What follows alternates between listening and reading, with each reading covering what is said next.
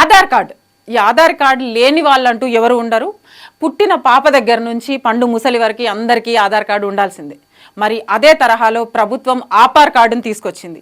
మరి ఈ ఆపార్ కార్డు ఏంటి? ఆపార్ కార్డుతో ఎవరికి లాభం? దానివల్ల యూజెస్ ఏంటి, అడ్వాంటేజెస్ ఏంటి, డిసడ్వాంటేజెస్ ఏంటి, ఆపార్ కార్డు ఎవరు తీసుకోవాలి?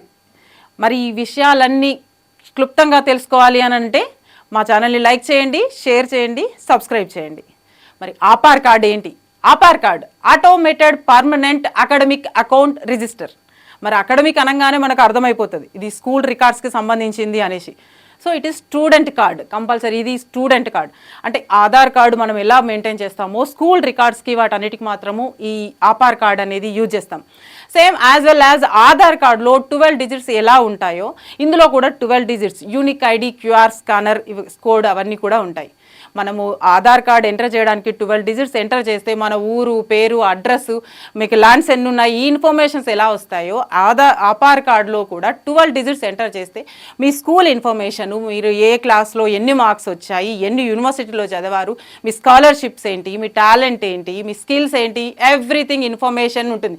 అంటే కేజీ టు పీజీ వరకు స్టూడెంట్ దగ్గర కంపల్సరీ ఆధార్ కార్డు ఉండాల్సిందే అది.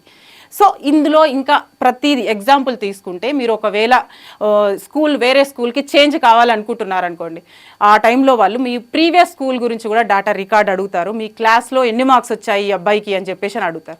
సో మనం ఈ కార్డ్ అనేది వాళ్ళకి ఒక్కసారి చూపిస్తే అందులో 12 డిజిట్స్ ఎంటర్ చేయగానే ఆటోమేటిక్గా మన డేటా అంతా బయటకు వచ్చేస్తుంది.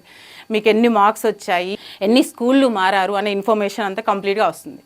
అదేవిధంగా ఇంటర్వ్యూకి కానీ వెళ్ళినప్పుడు కూడా ఇంటర్వ్యూలో కూడా మీరు ఏ యూనివర్సిటీ నుంచి బయటకు వచ్చారు, ఏ ఇయర్లో పాస్ అయ్యారు, మీరు ఏ ఇయర్లో పాస్ అయ్యారు, ఎన్ని మార్క్స్ వచ్చాయి ఇందులో, మరి 1 టైమా 2 టైమ్స్లో పాస్ అయ్యారా, ఎన్నిసార్లు అటెంప్ట్ చేశారు అనే ఇన్ఫర్మేషన్ కూడా ఇందులో ఉంటుంది.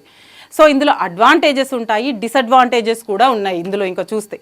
అదేవిధంగా మనం ఒకవేళ ఫారెన్కి వెళ్ళినా కూడా మన నేషన్ నుంచి మనం ఏ కంట్రీ నుండి వచ్చాము, మరి మీకు ఎక్స్ట్రా యాక్టివిటీస్ ఇంకేమైనా ఉన్నాయా, మీరు ఫారెన్కి వెళ్ళినప్పుడు కూడా ఈ కార్డ్ అనేది కంపల్సరీ ఉండాల్సిందే అందులో.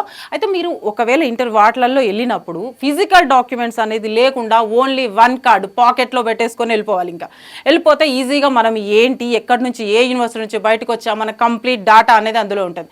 That is 1 nation 1 student card, that is ఆపార్ card. ఈ ఆపార్ కార్డ్ని ఎలా అప్లై చేసుకోవాలి అని అంటే గూగుల్లోకి వెళ్ళి abc.gov.in అనే సైట్లోకి వెళ్ళేసి అందులో డీటెయిల్స్ అన్ని ఫిల్ చేసి అప్లై చేసుకోండి. మరి ఇదే తరహాలో మీ ఫ్రెండ్స్ అందరికీ కూడా ఈ వీడియోని ఆధార్ కార్డ్ విధానం ఎలా ఉంటుంది, కంపల్సరీ ఉండాలి అనేసి గవర్నమెంట్ మాత్రం రూల్ తీసుకొచ్చింది. సో ఇది అప్లై చేసుకోమని చెప్పేసి అనండి. ఈ వీడియోని మీ ఫ్రెండ్స్కి కూడా షేర్ చేయండి.